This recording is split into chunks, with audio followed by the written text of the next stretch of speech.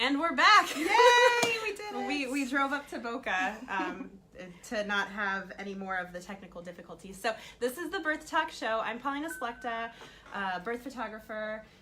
I'm Martha Lerner. You're live now. Fabulous. We're live. Yay. We've got Okay. 3 people on screen, and we're here to talk to the fabulous Dr. David Lebetkin about his Yes. awesomeness. Okay. So our special guest is Dr. David Lebetkin. Thank you so much for bearing with us in all the technical difficulties today. We're so happy to have him on our show.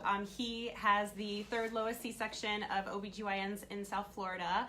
And a lot of our birth clients, my photography birth clients, your doula birth clients, use him for their births, and we were hoping to pick your brain about your philosophy on birth and how it happens. Okay, well, there's a sperm and an egg, and that's where it starts, and there's birds and bees and all that stuff. But, you know, my philosophy is and always has been that I'm just there to sort of intervene when things go wrong, but I'm well aware of the fact that women have been having babies for millions of years without doctors there, and most of the time things can unfold naturally and unfold the way they're supposed to unfold.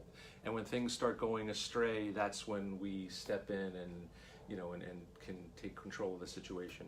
But for the most part, you know, my philosophy has always been that this isn't my pregnancy, that this is the mom's pregnancy, and if I can get her whatever she wants out of her birth experience with getting a healthy baby and a healthy mom at the end, then we've done our job.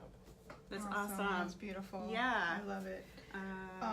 So let's talk about your low C-section rate, and you know, it's obviously something that sets you apart from most of the OBs in the area. And why, you know, why is that? Why are you so dedicated? What made you really decide, I really want to have a low C-section rate? I'm going to make it part of my practice. I mean, to be honest with you, it's not about the actual number. It's not about the rate. It's about making sure that patients have medically indicated C-sections. You know, last Thursday I delivered 4 babies, and 3 of them were by C-section because 3 of those patients needed to have a C-section. Right. And you know, and if your patients need to have a C-section, they get a C-section. And we shouldn't really be so focused on the actual number, but I think that if a patient goes to a provider and they have the confidence in that provider that they're only going to get a C-section if it's medically necessary, not because we have a golf tee time or a dinner reservation or something like that, then intrinsically the C-section rate is going to be lower because the amount of medically necessary C-sections is not as high as the actual overall C-section rate that's out there. But C-sections sometimes need to happen in order to have a healthy mom and a healthy baby. And again, I hate getting caught up in the actual number of the C-section rate, but you know, if a C-section is medically necessary, it happens. If it's not medically necessary, it doesn't happen, unless the patient says, I just want a C-section. And the American College of OBGYN says that patients can choose to have an elective C-section. I don't encourage it, but if that's what somebody wants, then that's what they get done. Absolutely. That's amazing. Okay. We'd really love to know what your percentages of successful VBACs. So we have about a 70% VBAC success rate, and that's between me and the 2 midwives that work with me, Courtney and Paulina, because we really give people an opportunity to have that successful VBAC. And what we've also found is that even if somebody doesn't have a successful VBAC for some reason, and again, the reason for having a C-section would be the same as anyone who didn't have a previous C-section, but the ones who don't have the successful VBAC are at least grateful for having had the opportunity to try. Absolutely. Because there's not many people out there who will allow people to even have a trial of labor after a C-section. And we give people that opportunity if they're appropriate candidates, and again, even the ones that aren't successful are grateful for having had the opportunity. That's so true. I really agree with that. And with that, I think it's important for us to address how you have had to adjust your practice to accommodate the patients who do wish to try to have a VBAC. To at least have a trial of labor, because that kind of impacts it your does. life. You know, I think that the big abandonment of VBAC for a lot of the obstetricians around came after the American College of OBGYN changed their statement regarding VBAC to that there has to be immediate availability to perform an emergency C-section if somebody is having a trial of labor. And the hospitals have had to come up with what their own definition of immediate availability is. And for many providers whose offices are not in immediate proximity to the hospital, that would mean having to cancel all their office hours, sit at the hospital while that patient was in labor. And there's a lot of people who, for a lot of really good reasons, just aren't willing to do that. I have always positioned my office so that it would be in immediate proximity to the hospital so that I could continue to see patients in my office while I had somebody in labor, following their tracing on my computer or my phone or my laptop, and making sure that everything's okay. But if something did go wrong, by the time the nurse could get the patient from the labor room to the operating room, I could get from my office to the operating room. And that has happened, and and by being immediately available, that's one of the ways that we're able to offer a VBAC. But if it's on a weekend or in the middle of the night, then we're there at the hospital because, again, there's the rule that you have to be immediately available, and there's a lot of people who just aren't willing to do that.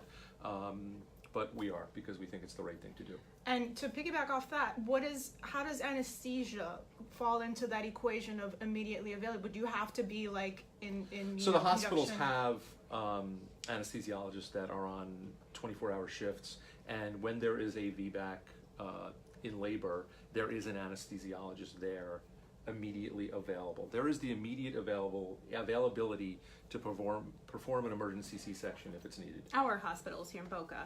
I don't know if all nationwide, but no. And we actually didn't have this in the plan, but I did want to mention that I've had the opportunity to work on many births with my clients who are VBACs with you, but also with the 2 midwives who partner with you. And I think that's pretty extraordinary because I know that some practices that have certified nurse midwives, they don't take their VBAC patients, only the OBs do.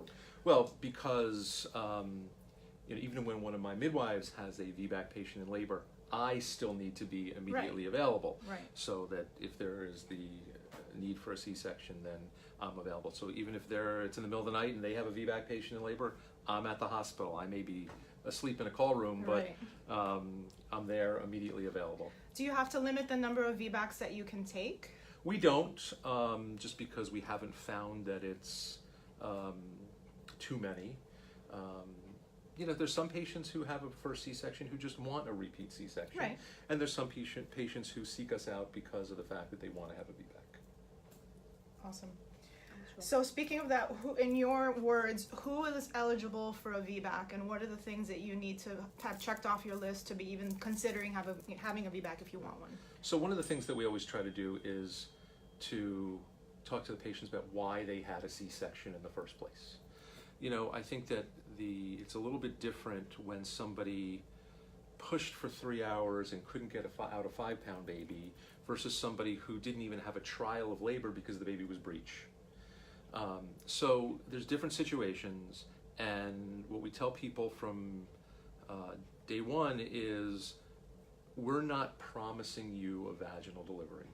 We're promising you an opportunity to try to have a vaginal delivery. And because of that, patients can say, some of the patients say, well, after talking to you, I don't want to do a VBAC, and after talking to you, I do want to do a VBAC. There are certain absolute contraindications to doing a VBAC. One of those is if the person had a classical cesarean section in the first place, which is where the incision goes up and down on the uterus instead of across. But that's very rare these days. No. Also, people who have had some kind of surgery on their uterus can't have a trial of labor.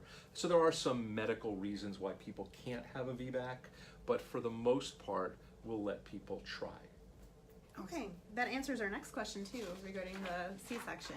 I do want to ask, medically speaking, what are the pros and cons of having a VBAC versus the pros and cons of having a repeat cesarean? Well, as I said, there's many people who really like the control of saying this is when I'm going to have my baby. I'm going to have my baby by appointment. I'm going to have my hair done, my nails done. I'm going to show it at the hospital and have my repeat C-section. And that's fine. And if that's what the patients want, that's great. The pros of having a VBAC is the recovery from a vaginal delivery most of the time is a lot easier than the recovery from a C-section. And if you say, well, the person who is having this VBAC opportunity has already had a baby and presumably has a small child at home, then a lot of times the recovery from a vaginal delivery, when they have to not only take care of their newborn but also this other child at home, is a lot easier than if they have to recover from a C-section. Okay. And of course, listen, I wouldn't be doing the right thing if I didn't say that there is risk of VBAC.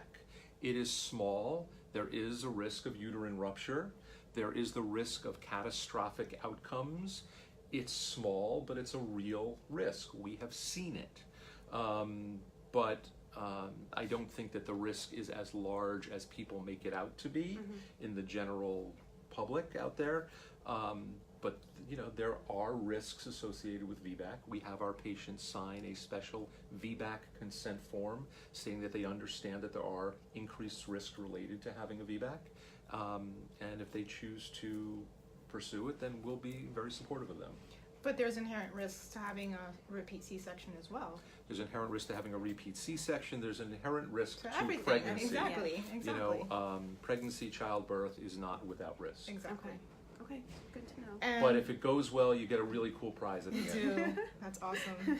The last thing was, what role do you think support plays into having a successful VBAC or having a VBAC, like a birthing woman's support system, support team? I think that it's really important to have a great support system, and that's where doulas come into play, and you know the partners come into play, because if the patient really feels that they're supported in this decision to have a VBAC, well, a lot of times that really helps with the success. You know, there are times where I have a patient and her partner in the room, and the partner is very much opposed to her attempting a VBAC. And you can feel that tension, and sometimes that affects the outcome. Right. So, you know, that's between the two of them, Right. but we try to be as supportive as possible. Awesome. Thank you. Thank you so much for making time for us and for our viewers. Absolutely. I think that this information Sorry about is, the technical difficulties yeah, before. but, No, yeah. I think thank that you. this information is so important for women to receive because it's not often talked about publicly in a platform that's easily available to Accessible, yeah. the local community. So we really appreciate your time My and pleasure. everything that you do for our birth clients. Thank And you. thank you guys for what you do. So. Thank you. All right. Bye, guys. Bye.